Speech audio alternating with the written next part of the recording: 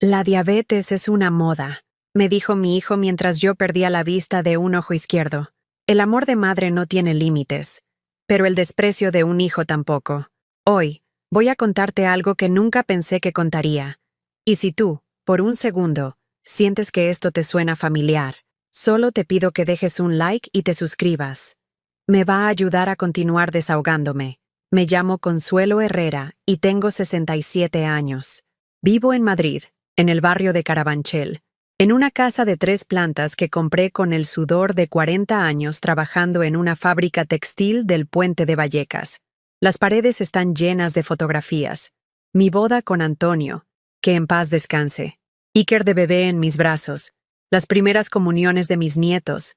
Las navidades donde yo cocinaba para 20 personas y nadie faltaba a mi mesa. Pero esas fotos mienten, porque hace 3 meses, cuando perdí la visión completa de mi ojo izquierdo, nadie estuvo ahí para sostenerme la mano, nadie llamó a una ambulancia, nadie preguntó si tenía miedo. Mi hijo Iker, ese bebé rollizo que amamanté durante 2 años, que llevé en brazos cuando se rompió la pierna a los 8, que defendí ante todos los profesores que decían que no servía para estudiar, me miró con asco y me dijo: «Déjate de teatros, mamá. Eso de la diabetes es puro cuento de viejas». Era un martes de octubre. Yo había amanecido mareada, con una presión extraña detrás del ojo izquierdo, como si alguien me estuviera apretando el cráneo con una tenaza invisible. El desayuno se me cayó de las manos. La taza de café se hizo pedazos contra el suelo de la cocina, y cuando me agaché a recoger los trozos, el mundo se me tambaleó como un barco en tormenta. ¿Otra vez con eso de que te mareas? «Ya estás vieja, mamá, no inventes», me gritó desde el sofá, sin ni siquiera voltear a mirarme. Sus palabras me dolieron más que el mareo, más que la presión en el ojo, más que los trozos de porcelana que se me clavaron en los dedos mientras limpiaba mi propio desastre. Iker estaba desayunando cereales directamente de la caja, viendo la televisión con el volumen tan alto que los vecinos seguramente se quejaban. A sus 43 años, mi hijo seguía comportándose como un adolescente rebelde, pero ahora con la crueldad añadida de un adulto que había aprendido a usar las palabras como cuchillos. «Me duele la cabeza, Iker. No veo bien del lado izquierdo», le susurré, acercándome al sofá donde él se había apropiado de mi sala de estar como si fuera el dueño de la casa. «Pues tápate el otro ojo y ya. Tienes solución para todo», me respondió sin quitar los ojos de la pantalla, riéndose de su propia crueldad, como si hubiera dicho el chiste más gracioso del mundo. No era una broma, no era una mala noche, era el principio del final, pero no del final de mi vida. Era el final de mi paciencia, el final de mis disculpas, el final de comprar amor con sacrificios. Iker había llegado a mi casa hace 6 meses con una maleta, una sonrisa falsa y una historia que ya me sabía de memoria. «Mamá, Lucía y yo estamos pasando por una mala racha económica. Solo necesitamos quedarnos contigo un par de meses hasta que encuentre trabajo». Lucía es su esposa, una mujer de 40 años con la sonrisa más fría que he visto en mi vida y una habilidad extraordinaria para convertir cualquier favor en una obligación. Los 2 meses se habían convertido en medio año, y en ese tiempo mi casa había dejado de ser mía. Mis horarios giraban alrededor de sus caprichos. Mi comida desaparecía de la nevera sin que nadie preguntara. Mis facturas se habían duplicado. Mi paz había evaporado como el humo del cigarro que Iker fumaba en mi balcón, manchando las cortinas que había bordado a mano durante el invierno en que Antonio estuvo enfermo. Y ahora, cuando más necesitaba que alguien me cuidara, cuando mi cuerpo me estaba gritando que algo andaba mal, cuando la diabetes que había estado controlando durante 10 años empezaba a cobrar factura en mi vista, lo único que recibía eran burlas y desprecio. Esa noche, sola en mi habitación, con el ojo izquierdo palpitando de dolor y el corazón partido en 1000 pedazos, tomé la decisión que cambiaría todo. Me senté en el borde de mi cama, la misma donde había parido a Iker hace 43 años porque el taxi no llegó a tiempo para llevarme al hospital. Y por primera vez en mi vida me pregunté, ¿cuándo fue que el amor se convirtió en servidumbre? ¿Cuándo fue que ser madre se volvió sinónimo de ser invisible? El dolor en mi ojo se intensificó, pero ya no era solo físico. Era el dolor de una mujer que había dado todo y no había recibido nada más que ingratitud disfrazada de normalidad. Mañana sería diferente. Mañana empezaría a recuperar mi dignidad, aunque tuviera que hacerlo con un solo ojo. 43 años. 43 años dedicando cada euro, cada minuto, cada lágrima a un hijo que ahora me trataba como si fuera un estorbo en mi propia casa. Esa madrugada, con el ojo izquierdo latiendo como un tambor y el insomnio clavado en mi pecho, decidí hacer algo que nunca había hecho. Contar todo lo que había dado, todo lo que había sacrificado, todo lo que había perdonado. Me levanté y fui al armario de mi habitación, donde guardaba en una caja de zapatos todos los recibos, todas las facturas, todos los documentos que demostraban la historia real de mi vida, la historia que Iker había decidido borrar de su memoria. El primer papel que encontré fue el recibo del piso donde vivía antes de casarse con Lucía. 250 euros mensuales que yo pagué durante 2 años completos, cuando él estaba buscando trabajo. 2 años en los que yo hacía turnos dobles en la fábrica, comía solo sopas de sobre para ahorrar, y me quedaba sin calefacción en invierno para que mi hijo pudiera vivir cómodamente en el barrio de Malasaña. Es solo temporal, mamá. En cuanto me estabilice, te lo devuelvo todo.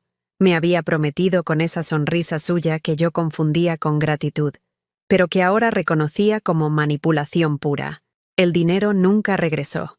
La gratitud tampoco. Seguí revolviendo en la caja. Aquí estaba la factura del dentista.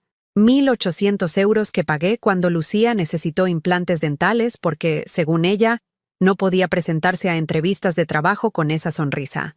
El mismo dentista al que yo nunca pude ir cuando se me cayeron 2 muelas del fondo porque no era prioritario.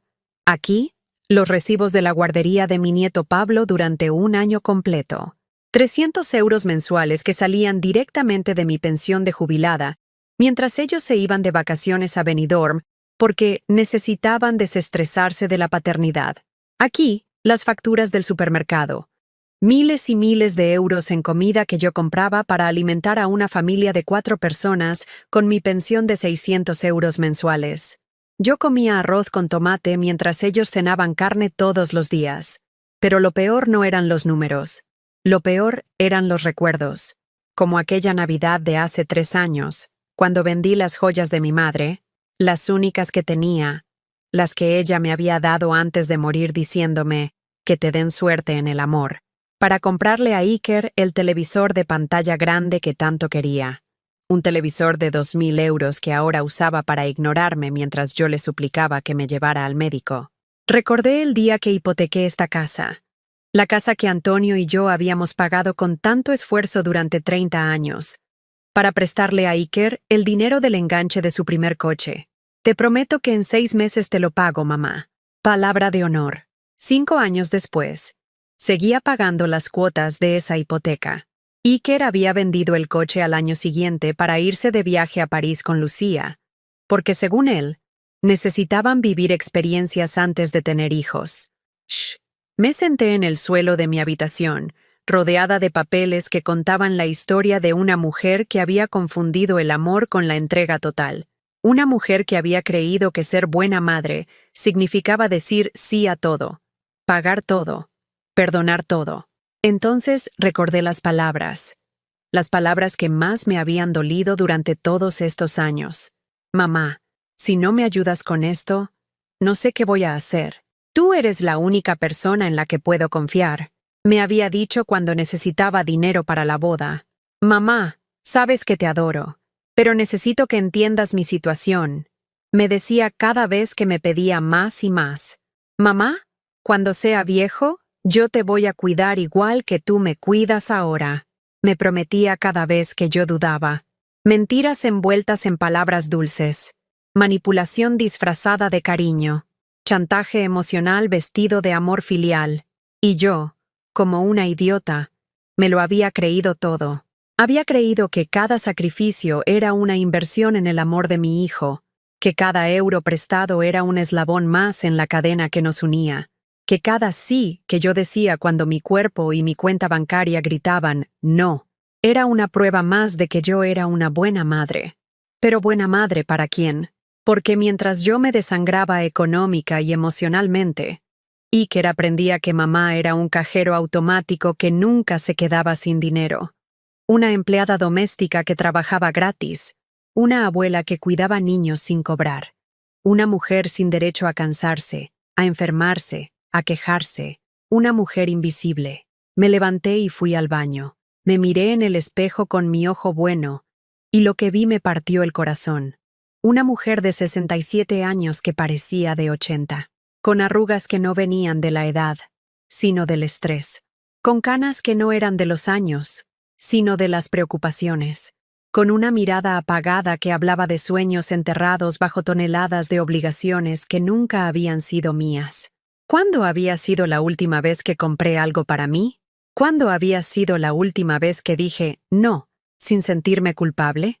¿Cuándo había sido la última vez que alguien me preguntó cómo estaba sin querer algo a cambio?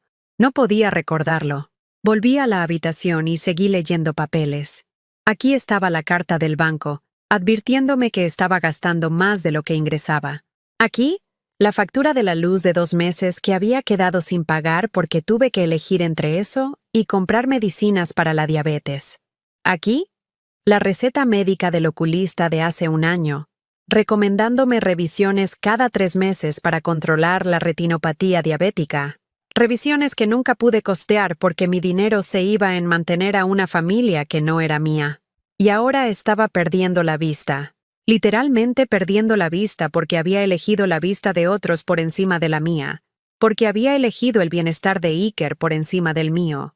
Porque había elegido ser buena madre en lugar de ser buena conmigo misma. En ese momento, algo se quebró dentro de mí. No fue dramático.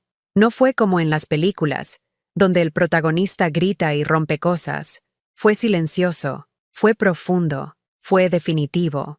Era como si hubiera estado cargando una mochila llena de piedras durante 43 años, y de repente, alguien me hubiera dicho, «Consuelo, puedes quitártela». Me quedé ahí sentada hasta que salió el sol, rodeada de la evidencia de mi propia tontería, pero sintiendo por primera vez en décadas algo parecido a la claridad. Mañana no sería igual. Mañana empezaría a ser la madre que nunca había sido. Una madre que se quería a sí misma. Aunque eso significara que mi hijo aprendiera, por primera vez en su vida, lo que significaba la palabra no. Al día siguiente desperté sin poder ver absolutamente nada del lado izquierdo. Nada. Como si alguien hubiera cerrado una cortina negra sobre la mitad de mi mundo. Intenté parpadear, frotar el ojo, mover la cabeza de un lado a otro, pero la oscuridad era total, definitiva, aterradora. Me levanté tambaleándome y fui al baño. En el espejo, mi ojo izquierdo se veía normal por fuera, pero por dentro sabía que algo se había roto para siempre. La diabetes se había llevado mi vista, como el médico me había advertido hace un año en esa consulta que nunca pude repetir porque el dinero se fue en el capricho de Lucía de redecorar la habitación del niño. Bajé las escaleras, agarrándome del pasamanos con fuerza, calculando cada paso para no caerme. En la cocina, Iker desayunaba tranquilamente mientras leía noticias en su móvil. Lucía preparaba el almuerzo para llevarse al trabajo, tarareando una canción como si fuera el día más normal del mundo. «No veo nada del ojo izquierdo», les dije con la voz más serena que pude encontrar. Iker ni siquiera levantó la mirada del teléfono. «¿Ya empezaste con el drama matutino, mamá?» Lucía soltó una risita mientras cortaba el jamón para su bocadillo. «Ay, Consuelo, si quieres atención, invéntate algo menos aburrido. Todos los días es lo mismo. ¿Que te duele esto? ¿Que no ves aquello? ¿Que te mareas?» Se me cortó la respiración. No era solo la crueldad de sus palabras, era la naturalidad con la que las decían, como si burlarse de mi sufrimiento fuera parte de su rutina matutina, tan normal como lavarse los dientes o tomar el café. «Necesito ir al hospital», insistí, sintiendo cómo la desesperación me apretaba la garganta. «¿Y quién va a pagar la consulta?», me preguntó Iker finalmente mirándome, pero con esa expresión de fastidio que ya conocía demasiado bien. «¿Sabes lo que cuesta urgencias? ¿Sabes lo que cuesta un oculista privado?» «Sí lo sé», le respondí, «porque he pagado médicos privados para ti desde que tenías 5 años. Eso era diferente, me contestó, volviendo a su teléfono.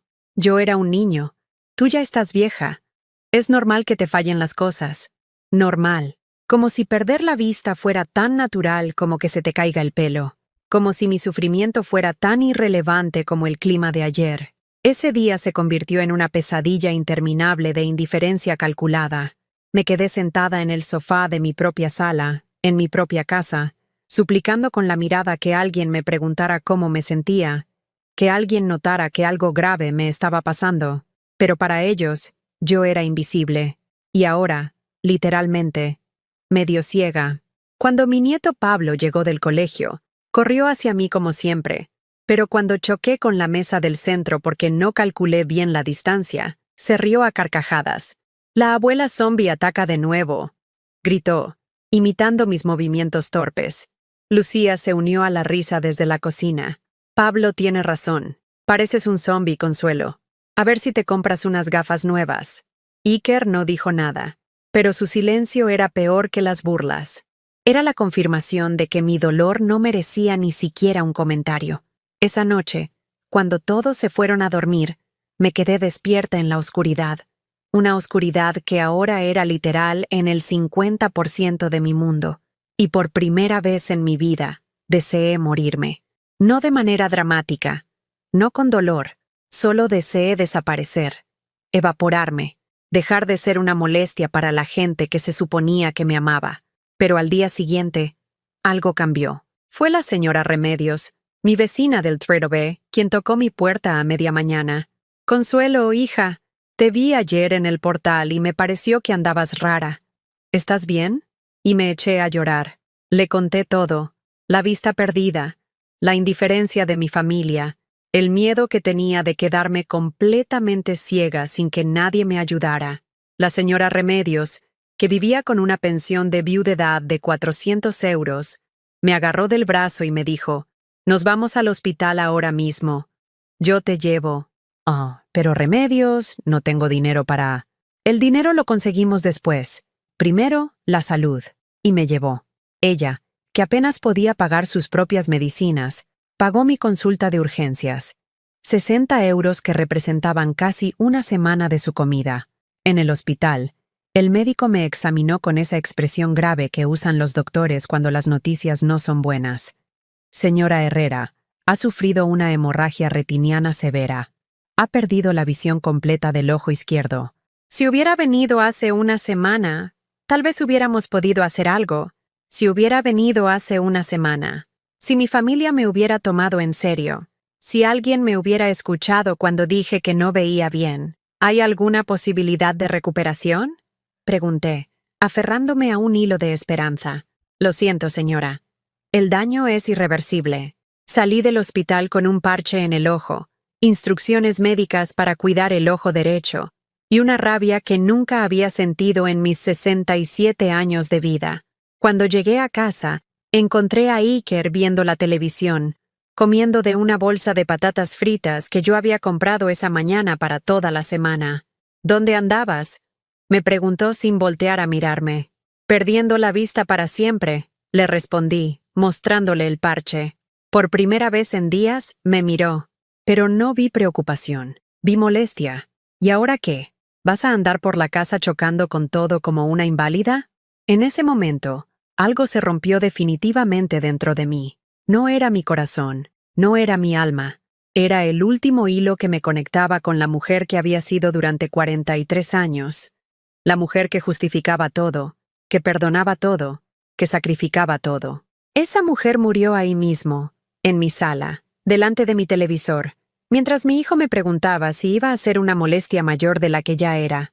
«Iker», le dije con una voz que no reconocí como mía, «quiero que mañana empieces a buscar otro sitio donde vivir».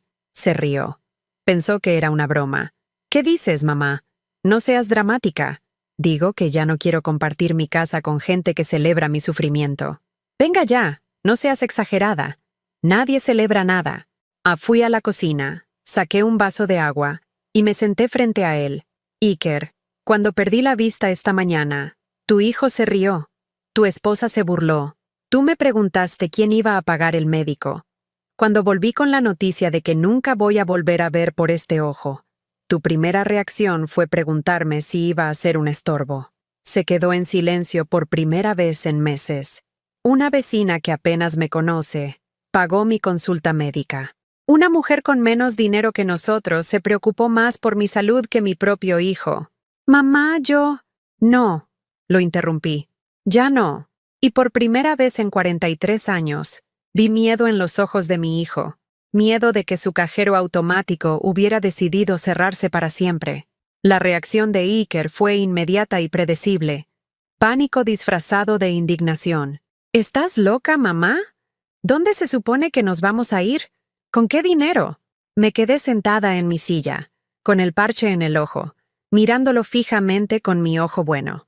Por primera vez en décadas, no sentí la necesidad automática de justificarme, de explicar mis decisiones, de suavizar mis palabras para no herir los sentimientos de mi hijo adulto de 43 años. Eso no es mi problema, Iker. Se quedó boquiabierto, como si hubiera blasfemado en una iglesia. ¿Cómo que no es tu problema? Soy tu hijo. Los hijos se preocupan cuando sus madres pierden la vista. Los hijos no preguntan quién va a pagar el médico cuando su madre se está quedando ciega. Lucía apareció en la sala como una tormenta. Había llegado del trabajo, y obviamente Iker ya le había contado la conversación por WhatsApp, porque venía con la artillería pesada preparada. Consuelo, no puedes hacer esto, me dijo con esa voz falsa que usaba cuando quería manipularme. Somos familia. Las familias se apoyan en los momentos difíciles. Me reí. Me reí por primera vez en meses, y el sonido salió áspero, amargo, como si hubiera olvidado cómo hacerlo. ¿Apoyo? ¿Llamáis apoyo a reíros cuando no puedo ver? ¿Llamáis apoyo a preguntarme quién va a pagar mis medicinas mientras vivís gratis en mi casa? Ay, por favor. Lucía puso los ojos en blanco con esa expresión de superioridad que había perfeccionado durante años. No seas victimista. Todos tenemos problemas. No puedes echarnos a la calle porque tengas un mal día. Un mal día. Repetí sus palabras lentamente, saboreando la crueldad casual con la que había resumido mi ceguera permanente. ¿Perder la vista para siempre es un mal día, Lucía? Bueno, es que... ya sabes lo que quiero decir. No, no lo sé. Explícamelo. Se removió incómoda. Estaba acostumbrada a que yo me disculpara, a que yo cediera, a que yo fuera la primera en suavizar las tensiones para mantener la armonía familiar. Luke, Consuelo. Cambió de táctica, adoptando un tono condescendiente que usaba cuando hablaba con Pablo. Entiendo que estés asustada por lo del ojo. Es normal, pero no puedes tomar decisiones importantes cuando estás alterada emocionalmente. ¿Alterada emocionalmente? La miré fijamente. Estudié su cara perfectamente maquillada, su ropa cara que yo había pagado indirectamente, sus uñas recién hechas mientras las mías estaban rotas de tanto trabajar en casa. Lucía, llevo 6 meses alimentándoos, pagando vuestras facturas, limpiando vuestra suciedad, cuidando a vuestro hijo y aguantando vuestros desprecios. Hoy perdí la vista definitivamente y vosotros os habéis reído. No estoy alterada emocionalmente. Estoy lúcida por primera vez en años. Iker intervino con desesperación creciente. Mamá, no puedes hacer esto. Pablo es tu nieto. ¿Vas a echar a tu propio nieto a la calle? Ahí estaba. La carta que sabía que iban a jugar. El chantaje emocional del niño. Pablo no es responsable de las decisiones de sus padres. Respondí con una calma que me sorprendió a mí misma. Pero tampoco es mi responsabilidad mantener a una familia que me trata como si fuera invisible. Pues claro que eres invisible, explotó Lucía, mostrando por fin su verdadera cara. Eres una vieja amargada que no hace más que quejarse. Nadie te hace caso porque no dices nada interesante. El silencio que siguió fue tan denso que podría haberse cortado con un cuchillo. Iker la miró horrorizado. Incluso él se dio cuenta de que su esposa había cruzado una línea de la que no había vuelta atrás. Lucía, murmuró. ¿Qué? Es la verdad. Está ahí todo el día suspirando y quejándose como si fuera la única persona del mundo con problemas. Mi madre tenía 80 años y nunca se quejaba tanto. Me levanté lentamente de la silla. Mi ojo bueno se había convertido en un láser que la atravesaba sin piedad. Tu madre tenía 80 años y 5 hijos que se turnaban para cuidarla. Tu madre tenía 80 años y nietos que la visitaban porque querían, no porque necesitaran dinero. Tu madre tenía 80 años y una pensión que nadie le robaba para pagar caprichos ajenos. Lucía palideció. Yo no he robado nada. ¿No? ¿Quién pagó tus fundas dentales? ¿Quién pagó la fiesta de cumpleaños de Pablo el año pasado? ¿Quién ha estado pagando la guardería mientras tú ibas al gimnasio en las mañanas? No respondió. Tienes razón en una cosa, Lucía. Soy invisible. Invisible para la gente que se supone que me ama. Pero ¿sabes qué? Los cajeros automáticos también son invisibles hasta que se quedan sin dinero. En ese momento, Pablo apareció en la sala, mi nieto de 8 años, con su uniforme del colegio arrugado y esa expresión confusa que ponen los niños cuando sienten que los adultos están discutiendo por cosas que no entienden. Abuela, ¿por qué tienes un parche como los piratas? Se me ablandó el corazón. Pablo era lo único puro en esta familia, lo único que no estaba contaminado por la codicia y la manipulación de sus padres. Me agaché hasta quedar a su altura, porque ya no puedo ver por este ojo, cariño. ¿Te duele? Un poco. ¿Los doctores no pueden arreglarlo? No, Pablo. Algunos daños no se pueden arreglar. Iker se acercó rápidamente y tomó a Pablo del brazo. Ven, campeón, vamos a tu habitación. Los mayores tenemos que hablar. ¿La abuela va a estar bien? Pablo me miró con esos ojos grandes y preocupados que me recordaron, por un momento doloroso, a Iker cuando era pequeño, antes de que aprendiera que el amor se puede comprar y vender. La abuela va a estar perfectamente, mi amor, le dije, acariciándole la mejilla. Va a estar mejor que nunca. Cuando Iker se llevó a Pablo, Lucía volvió a la carga, pero ahora con lágrimas de cocodrilo en los ojos. Consuelo, por favor, reconsidera esto. Sé que he dicho cosas horribles, pero estoy estresada con el trabajo, con Pablo, con todo.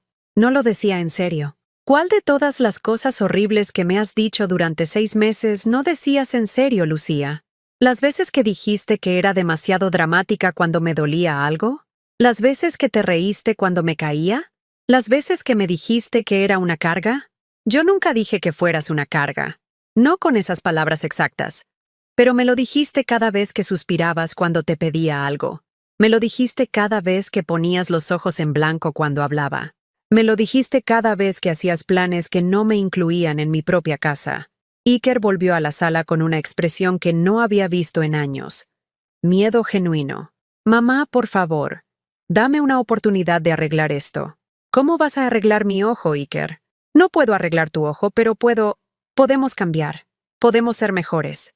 Lo miré durante un largo momento. Vi al hombre de 43 años que era, pero también vi al niño de 5 años que lloraba cuando se lastimaba y solo mi abrazo podía consolarlo. Iker, ¿sabes cuántas veces me has prometido que ibas a cambiar durante los últimos 20 años? Se quedó en silencio.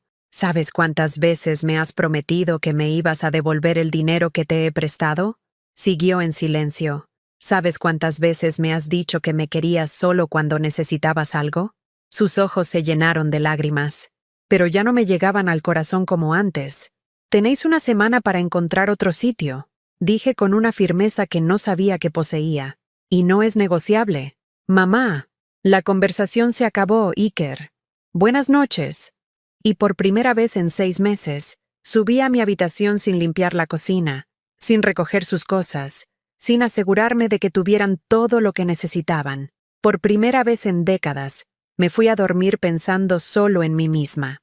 Desperté a las 7 de la mañana del día siguiente con algo que no había sentido en meses. Silencio. No el silencio forzado de una casa donde todos te ignoran. No el silencio tenso de personas que caminan de puntillas alrededor de tus sentimientos. Silencio real. Silencio mío. Me quedé en la cama unos minutos extra, algo que no había hecho en años. Siempre había sido la primera en levantarme para preparar desayunos, planchar uniformes del colegio, asegurarme de que todo el mundo tuviera lo que necesitaba antes de salir por la puerta. Pero esta mañana, por primera vez en décadas, nadie me necesitaba. Y la sensación era liberadora. Bajé a la cocina y me encontré con Iker sentado en la mesa, con el portátil abierto y varias páginas web de alquiler de pisos en la pantalla. Tenía ojeras y el pelo revuelto, como si hubiera pasado la noche sin dormir. «Buenos días», le dije, dirigiéndome directamente a la cafetera. «Mamá, he estado buscando pisos toda la noche», me dijo con voz cansada. «Todo está carísimo. Los que podemos permitirnos están en barrios horribles, y los que están bien nos piden 3 meses de fianza». Me serví el café tranquilamente. Antes, esa información me habría hecho sentir culpable inmediatamente. Me habría hecho dudar de mi decisión, buscar maneras de ayudar a solucionar su problema. Pero ahora, con mi ojo izquierdo tapado y mi dignidad recién recuperada, solo pensé, «Y ese problema es tuyo, no mío. ¿Has probado a pedir un préstamo en el banco?», le sugerí, sentándome frente a él con mi taza. «¿Con qué aval? No tengo ingresos fijos desde hace 2 años. Podrías buscar trabajo». Se quedó mirándome como si le hubiera sugerido que se fuera a vivir a Marte. «Mamá, no es tan fácil. El mercado laboral está muy complicado para gente de mi edad. Iker, tienes 43 años, no 70. Y hay trabajos. Tal vez no sean el trabajo de tus sueños, pero hay trabajos. ¿Qué quieres que haga? ¿Que trabaje en un supermercado?». La ironía de su pregunta me golpeó como una bofetada.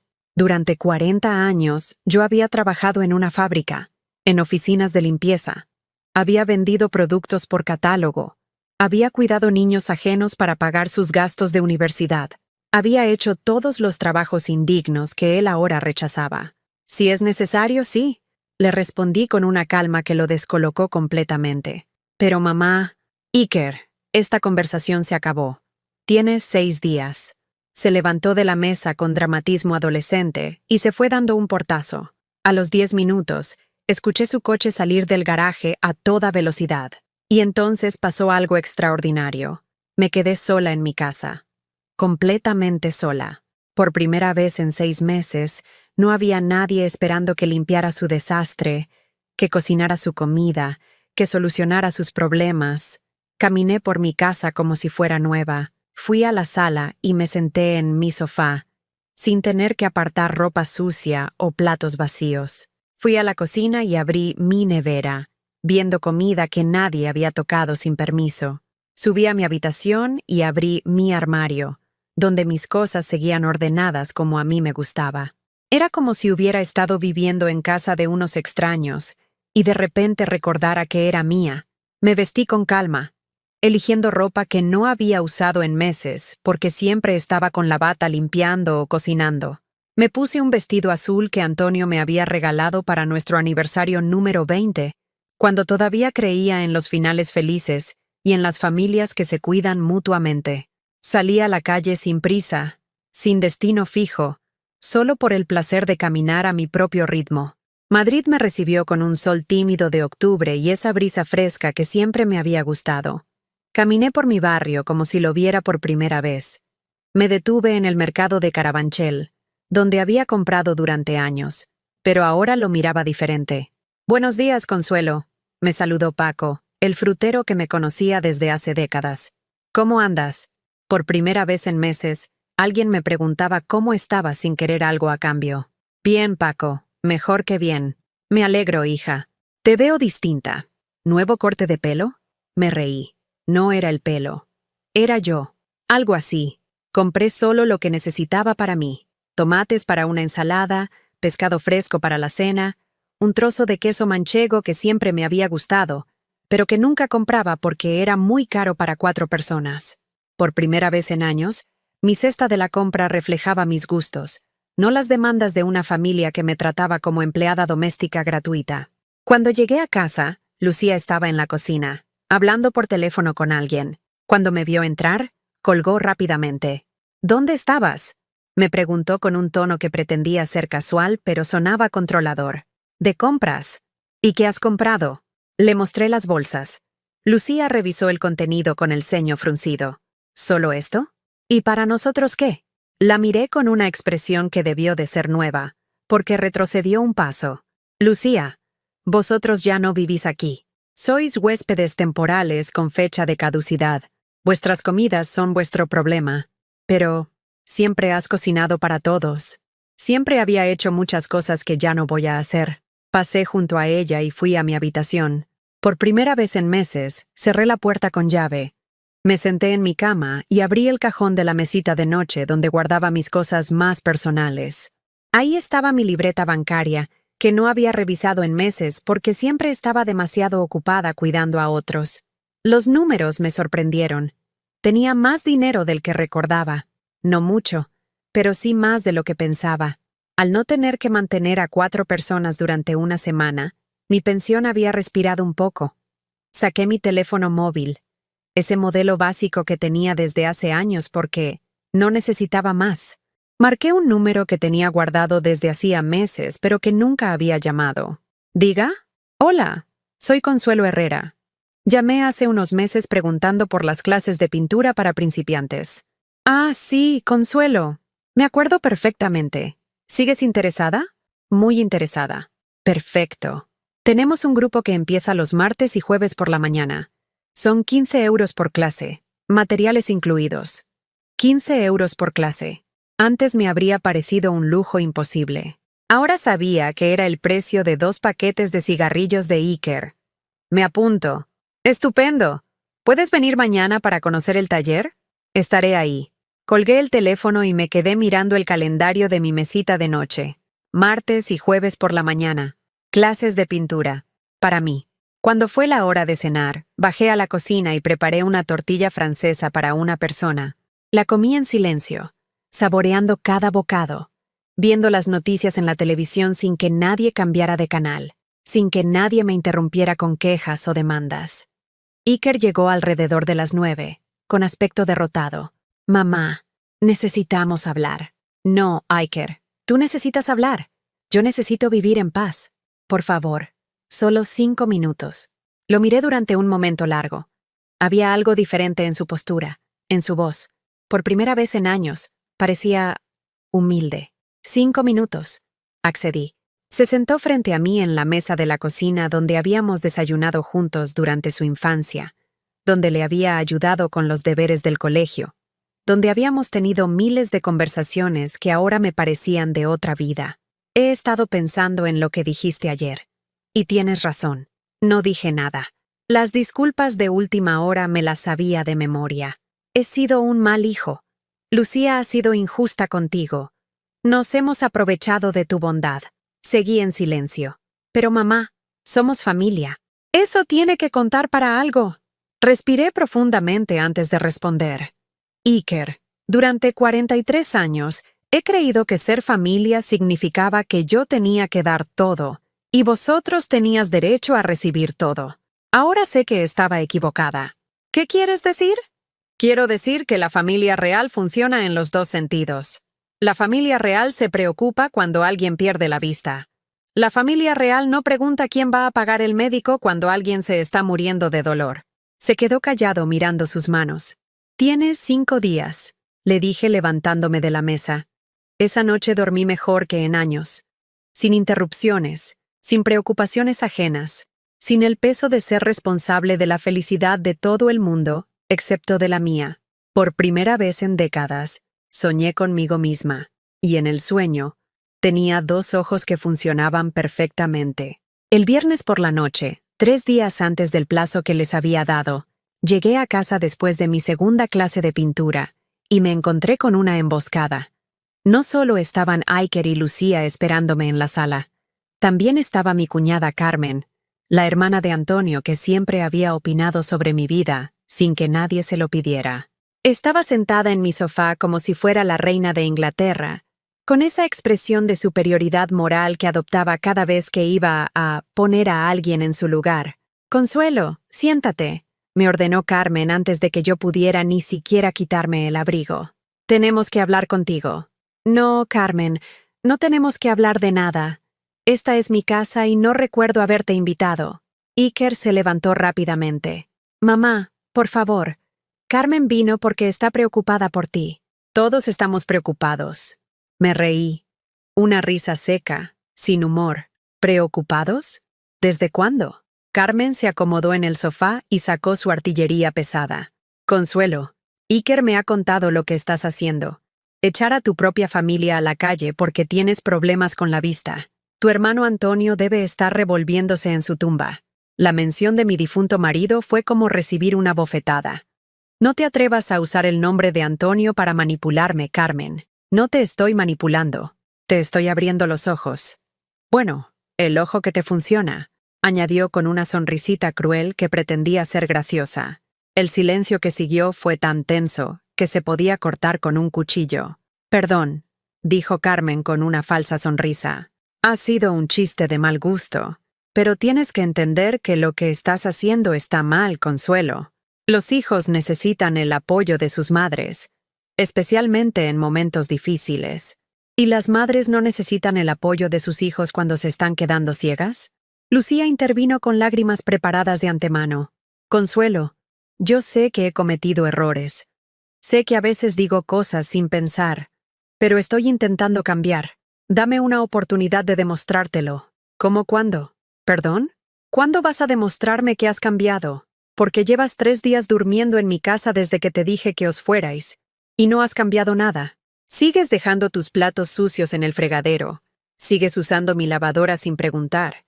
Sigues actuando como si esta fuera tu casa. Carmen volvió a tomar la palabra. Consuelo, eres una mujer de 67 años.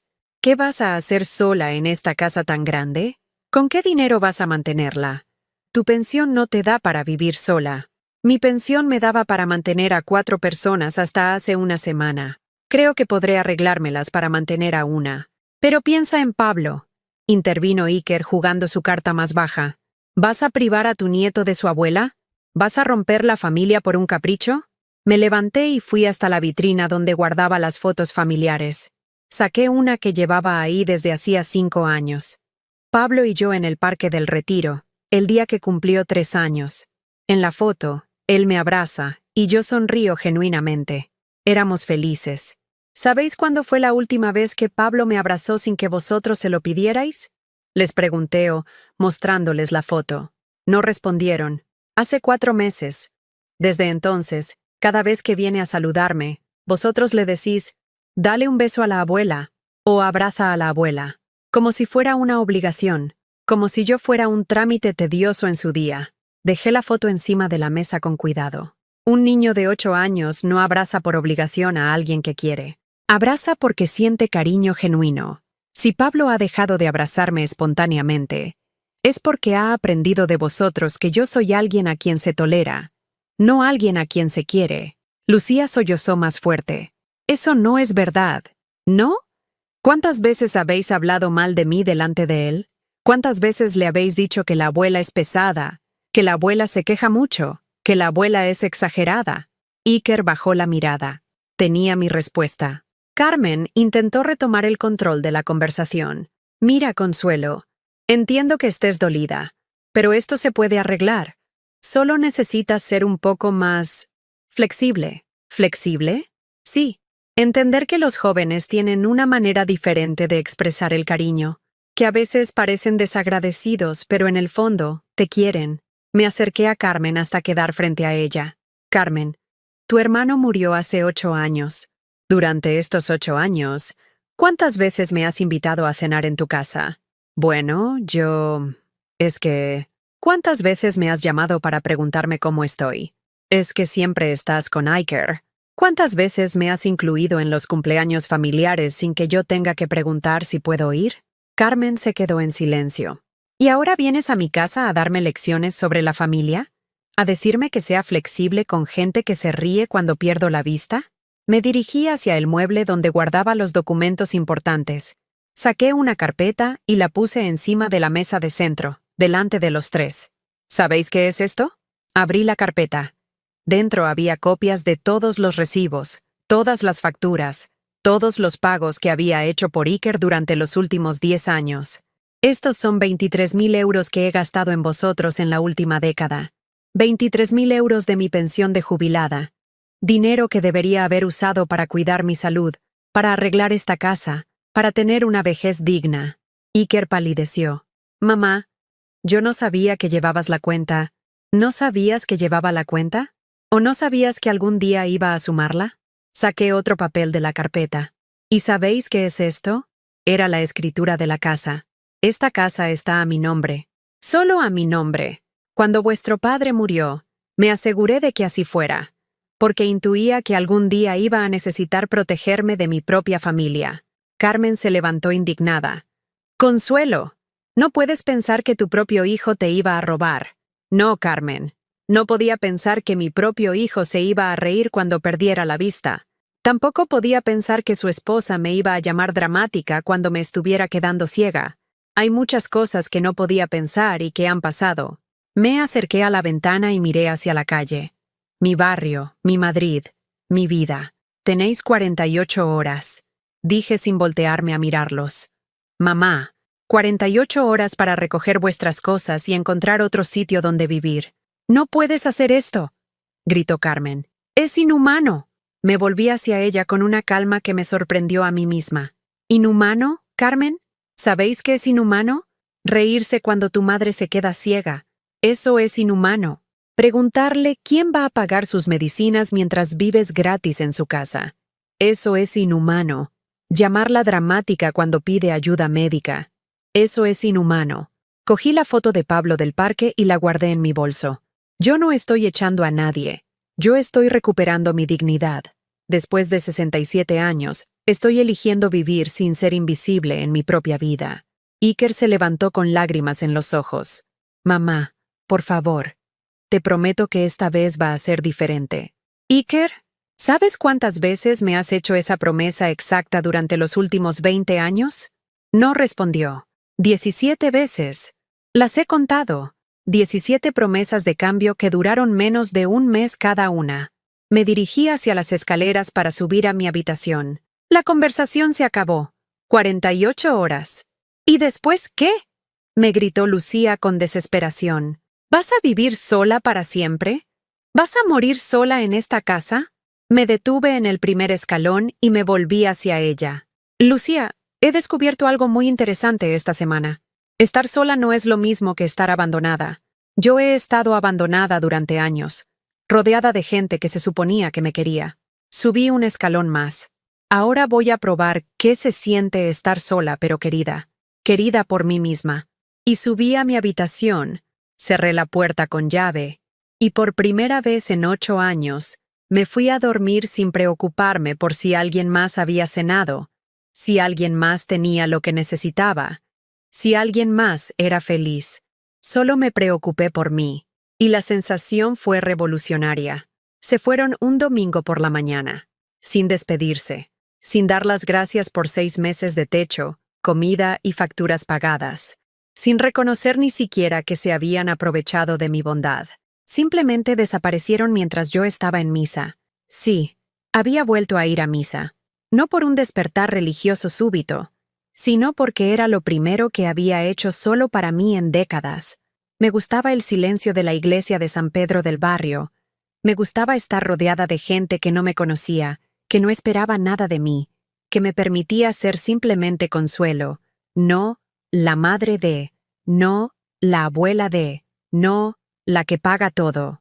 Cuando regresé a casa, encontré las llaves en la mesa de la cocina y una nota escrita con la letra de Iker.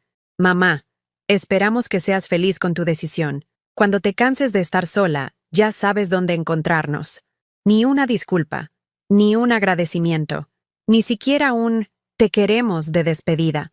Solo una predicción cruel sobre mi futuro fracaso y una puerta abierta para cuando recapacitara y volviera a ser la mujer invisible que habían conocido durante 43 años. Arrugué la nota y la tiré a la basura. Luego caminé por mi casa, ahora verdaderamente mía otra vez, y por primera vez en meses, sonreí de verdad. El primer mes de mi nueva vida fue como aprender a caminar después de años de parálisis. Todo era nuevo, extraño, a veces aterrador, pero sobre todo, mío. Me despertaba cuando mi cuerpo me decía que había dormido suficiente, no cuando alguien más necesitaba que estuviera disponible. Desayunaba lo que me apetecía, no lo que quedaba después de alimentar a una familia de 4. Veía los programas de televisión que me gustaban, leía libros que había abandonado a medias durante años, escuchaba música que había olvidado que existía. Las clases de pintura se convirtieron en el momento más esperado de mi semana. El taller estaba en una casa antigua del barrio de La Latina, con ventanales enormes que dejaban entrar una luz dorada que me recordaba por qué había querido aprender a pintar desde que era joven. La profesora se llamaba Isabel, una mujer de mi edad que había empezado a pintar después de jubilarse de su trabajo como enfermera.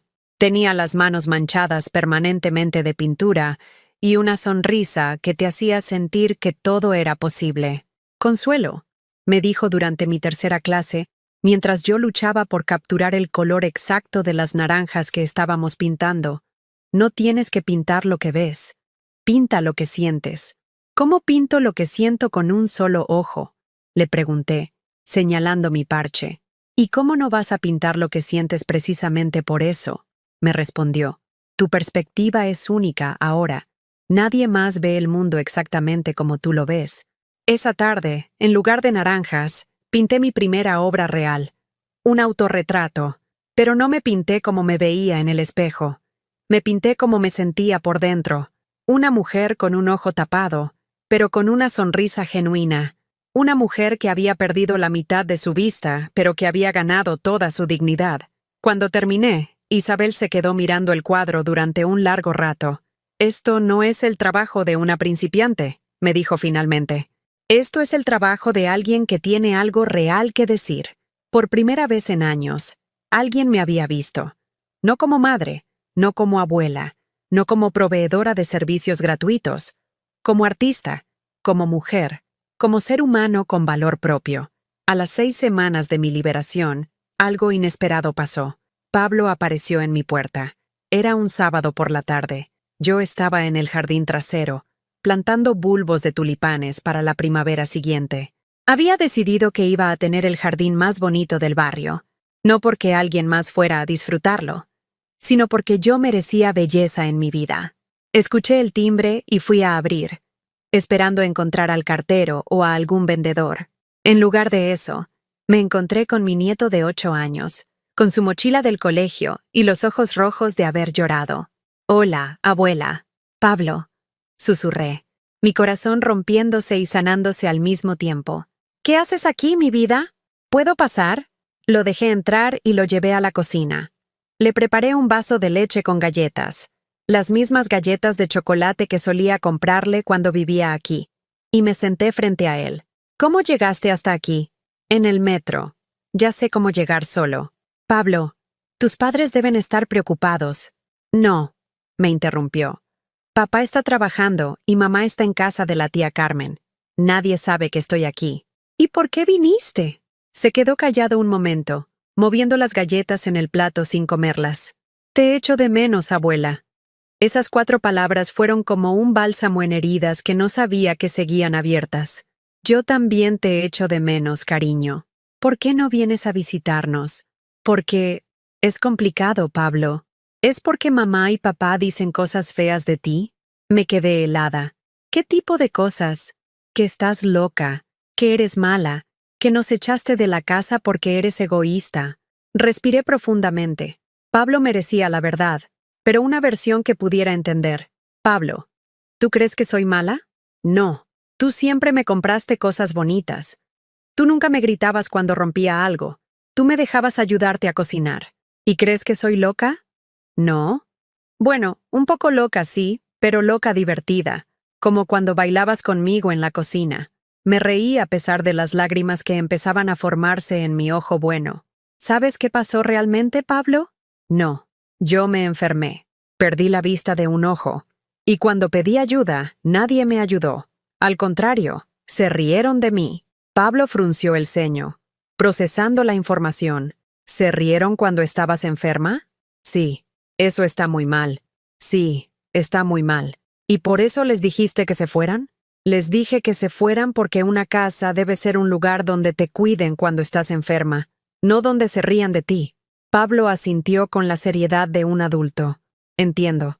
Nos quedamos en silencio un momento, comiendo galletas y procesando conversaciones demasiado maduras para un niño de 8 años. Abuela, ¿puedo venir a visitarte a veces? Pablo, me encantaría. Pero tienes que hablar con tus padres. Yo no quiero problemas con ellos. Ellos no tienen por qué saber. Sí tienen que saber, cariño. Porque eres su hijo, y me aman lo suficiente como para querer que seas honesto con ellos. Me miró con esos ojos grandes que me partían el corazón. ¿Tú me amas, abuela? Te amo con todo mi corazón, Pablo. Nada de lo que ha pasado cambia eso. ¿Y por qué no puedes venir a casa? Porque a veces, cuando quieres mucho a alguien, tienes que alejarte para que esa persona aprenda a valorarte. No estaba segura de si entendía completamente mi explicación, pero asintió como si fuera la cosa más natural del mundo. Se quedó conmigo 2 horas. Me contó del colegio, de sus amigos, de sus dibujos. Yo le enseñé mis pinturas y él me dijo que era la abuela más artística del mundo. Cuando se fue, después de que yo llamara a Iker para decirle dónde estaba su hijo, me quedé en la cocina sintiendo algo que no había experimentado en meses. Esperanza pura. No esperanza de que las cosas volvieran a ser como antes. Esperanza de que las cosas fueran, por primera vez, como tenían que ser. Esa noche, me senté en mi jardín trasero, rodeada de mis plantas recién sembradas, con una taza de té y mi cuaderno de bocetos. Dibujé a Pablo comiendo galletas en mi cocina, pero también me dibujé a mí misma, una mujer de 67 años con un parche en el ojo y una sonrisa que ya no tenía que fingir. Por primera vez en mi vida, me gustaba la mujer que estaba dibujando. Por primera vez en mi vida, esa mujer era realmente yo. 6 meses después, estoy sentada en mi jardín trasero, rodeada de los tulipanes que planté el invierno pasado y que ahora florecen en colores que nunca creí que existieran.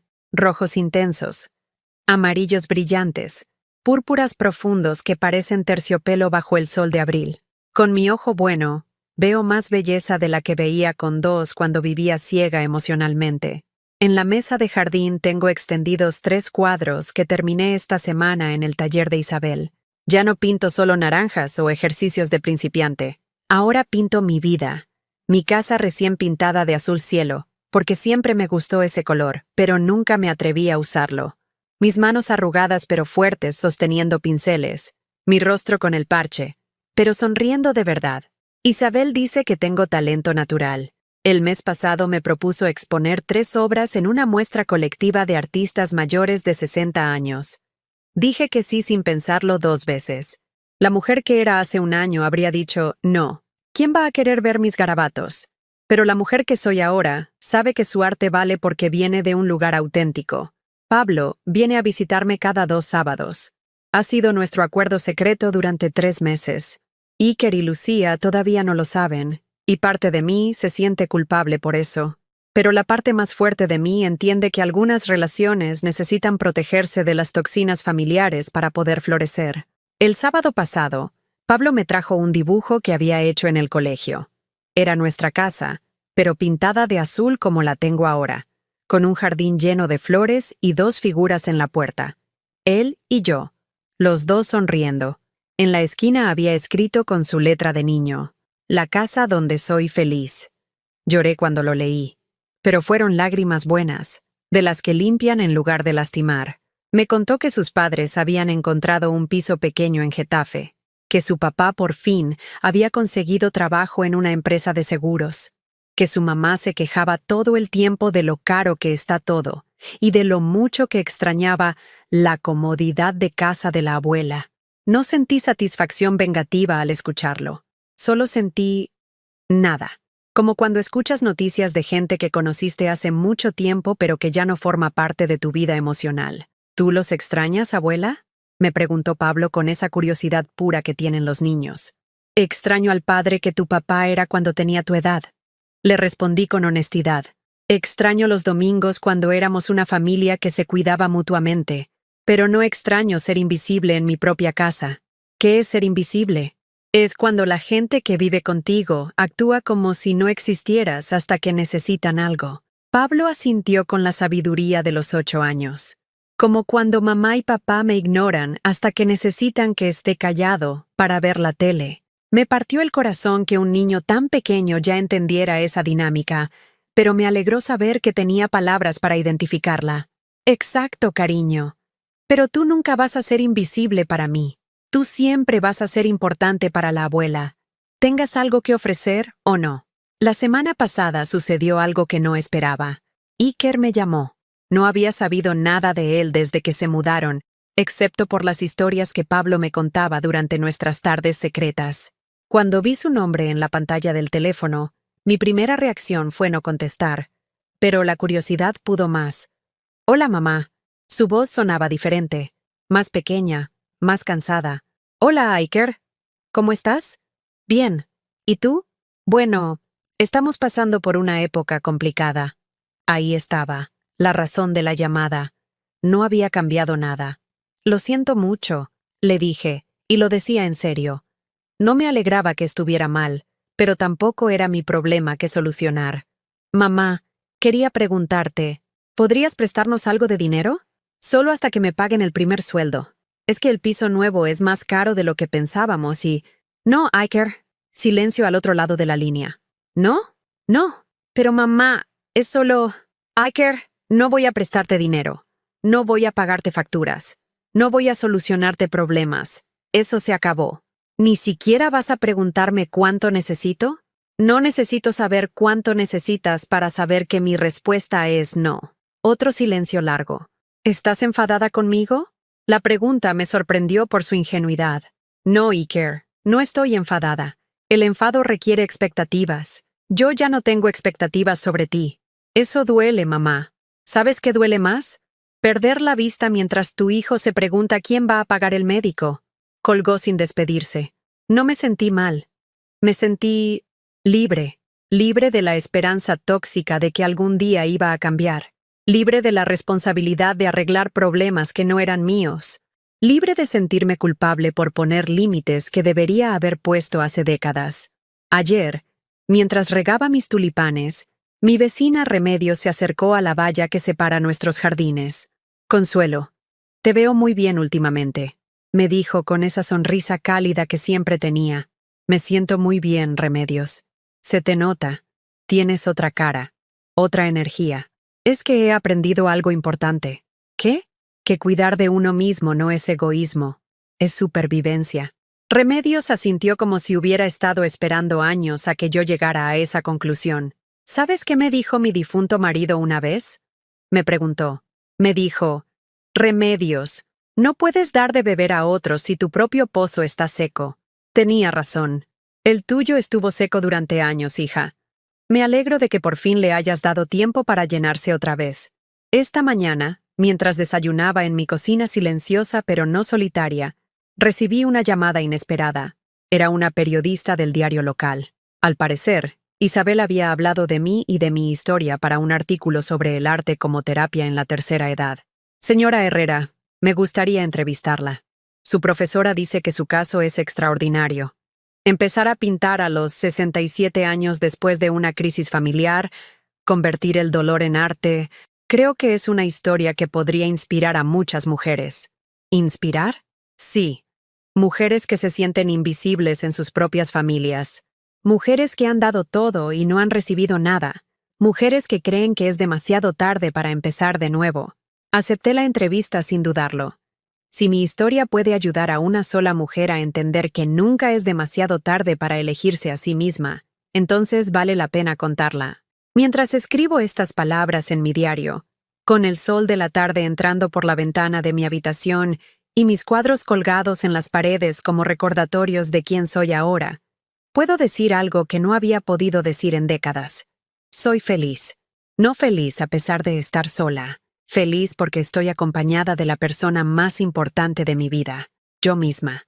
No feliz a pesar de haber perdido la vista de un ojo. Feliz porque he ganado perspectiva sobre lo que realmente importa. No feliz a pesar de haber perdido a mi familia. Feliz porque he encontrado mi dignidad. El amor real no se mendiga. No se compra con sacrificios. No se mantiene con silencio ante el maltrato. El amor real se da libremente y se recibe con gratitud. Y si alguien no puede darte amor real, es mejor estar sola que estar acompañada de amor falso.